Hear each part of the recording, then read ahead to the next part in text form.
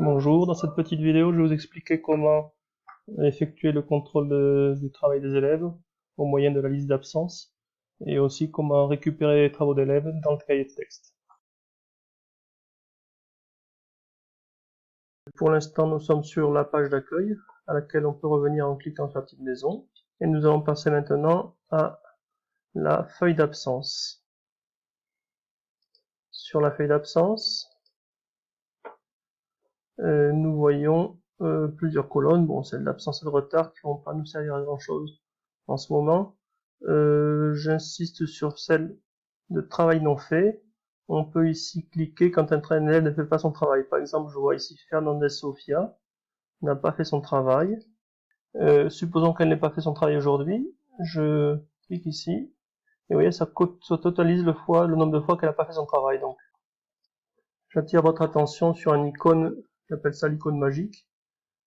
Cette icône-là, quand vous avez une liste dans Pronote, ou que ce soit dans Note, dans Absence, à partir du moment où vous avez une liste d'élèves, avec cette icône, cliquez une fois dessus, j'ouvre une feuille Excel, et je colle. Voilà. Bien, alors maintenant, nous sommes dans la partie cahier de texte que vous connaissez tous. Nous avons ici ce qu'on fait pendant les classes, et ici, les devoirs à faire. Donc, en temps normal, la distinction est claire.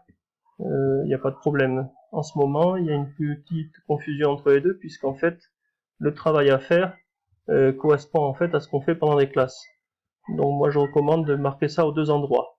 Il faut le marquer ici, dans le travail à faire, et remarquer ici ce qu'ils vont faire pour qu'il puisse y avoir un contrôle administratif ou des parents qui puissent voir ce qu'ils font pendant les cours. Donc, par exemple, je vais mettre ici un exercice pour mes élèves de première. C'est l'exercice 18, page 92. Et je vais marquer sur le cahier d'exercice.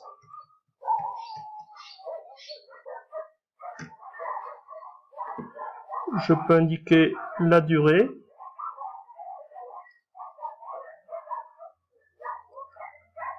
Donc, j'attends ici un travail de 30 minutes. Je vous rappelle qu'il ne faut pas dépasser 30 minutes de travail pour une heure de cours, sinon on risque de saturer nos élèves. Le niveau. Je peux indiquer, si je le souhaite, la difficulté d'exercice. Si je vais mettre que c'est un exercice, on va dire difficile. Voilà. Je peux ici choisir à qui je donne le travail. Vous voyez, je vais redimensionner ma fenêtre ici. Donc, par exemple, ici, pour l'instant, c'est tous les élèves qui sont cochés par défaut, c'est normal. Je peux tout décocher et recocher certains élèves. Ou tout recocher de nouveau. Bien, donc là, j'ai donné le travail à tous les élèves. Et enfin, le mode de rendu. Eh bien, en ce moment, le mode de rendu, sauf si on n'attend pas que l'élève rende son devoir, le mode de rendu, ce sera automatiquement à déposer dans l'espace élève. Ne jamais mettre à remettre au professeur puisqu'ils ne peuvent plus nous voir. Donc, à déposer dans l'espace élève. Attention, il est indiqué ici que c'est 4 mégaoctets maximum. C'est-à-dire qu'ils peuvent prendre en photo environ 2 pages de cahier. Au-delà de 2 pages, ça passera pas. Et pour l'envoi des fichiers, Pronote n'accepte qu'un seul fichier. En fait, ce mode de dépôt de documents avec Pronote, c'est plutôt quand on attend une seule photo, ou même mieux quand on attend des fichiers texte qui pèsent pas lourd, ou des fichiers GeoGebra ou des fichiers tableur. Dans ce cas, il n'y a pas de souci, ça pèsera pas lourd. Par contre, pour les photos, je pense que c'est la méthode appropriée de recevoir les travaux à condition de demander une seule photo. Si par contre j'ai besoin d'un deuxième fichier concernant cet exercice, par exemple là je voudrais un fichier GeoGebra pour le schéma, je fais une deuxième tâche. Alors, c'est un travail à faire vendredi pour vendredi, puisqu'en fait c'est le jour du cours de maths que je veux qu'il fasse ce travail pendant la durée du cours de maths. Donc ici la date par défaut c'est la date du prochain cours, qui dans ce cas là c'est le jeudi 26 mars, donc je vais la modifier. On peut mettre le jour qu'on veut en fait, et je veux dire que j'attends le travail le jour même, le vendredi 20 mars.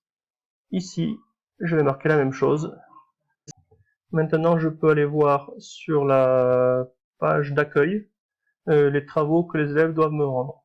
Bien, cette page d'accueil, c'est un peu le fouillis, il y a trop de choses. Je vais enlever ce dont j'ai pas besoin. Je vais enlever les observations. Travaux ramassés, ça m'intéresse. Cours non assurés par les autres professeurs, j'enlève. On pourra tout remettre ce qu'on veut en cliquant sur la roue dentée. Vous voyez, on peut tout remettre.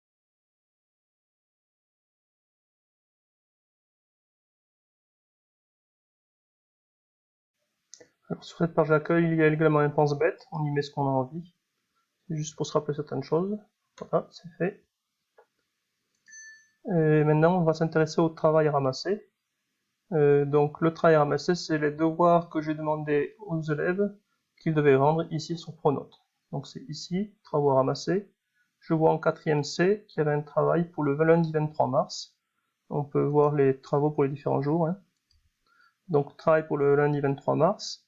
Je vois que sur 17 élèves, sur 23 élèves, 17 l'ont rendu. Vu que le travail était à faire pour le 23 mars, la plupart sont en avance, ce qui montre quand même qu'on a une bonne motivation au niveau des élèves. Donc, ouvrons ça. Voilà. Alors, observons cette fenêtre. Ceux qui sont cochés en vert sont ceux qui ont déjà rendu le devoir, avec la date de rendu. La plupart l'ont rendu le 19, certains l'ont rendu le 20. Notez que le devoir a été donné le 19. Hein. Alors, ceux qui ont un petit cadenas, c'est parce que j'ai déjà téléchargé leur travail, ils n'ont donc plus le droit de le modifier. Je vais télécharger le travail de Campillo Anna Sofia.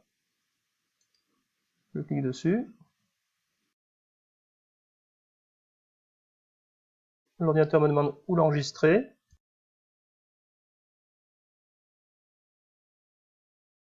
Et je l'ouvre. Il me propose de l'ouvrir. Voilà son travail. Je peux le vérifier. Bien. Quand le travail a été vérifié, observez que le cadenas est apparu. Donc maintenant, Campillona Sofia ne peut plus me rendre mon travail. Cependant, si un élève souhaite améliorer son travail et me le rendre de nouveau, je peux déverrouiller pour l'autoriser à me le rendre de nouveau.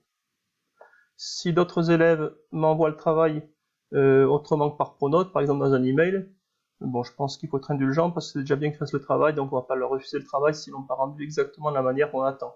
On peut simplement leur recommander de faire mieux la prochaine fois, mais bon, on va l'accepter quand même. Donc si un élève m'a rendu le travail de manière différente, je peux ici les cocher pour dire que le travail a été rendu. Donc il n'est pas disponible bien entendu en Pronote, mais il est rendu. Voilà. J'ai aussi l'option de télécharger toutes les copies dans un fichier type zip. Zip, c'est une espèce d'enveloppe, un répertoire qui s'ouvre dans votre ordinateur où vous pouvez voir tous les fichiers en même temps, ce qui vous évite de les ouvrir un par un. Bien, nous avons traité tous les points de ce thème-là. Dans une prochaine vidéo, je traiterai des possibilités de communication de Pronote avec professeur-parent, professeur-élève, les agendas, les courriers, les messageries et les sondages, toutes ces choses-là. Je vous remercie et bon week-end.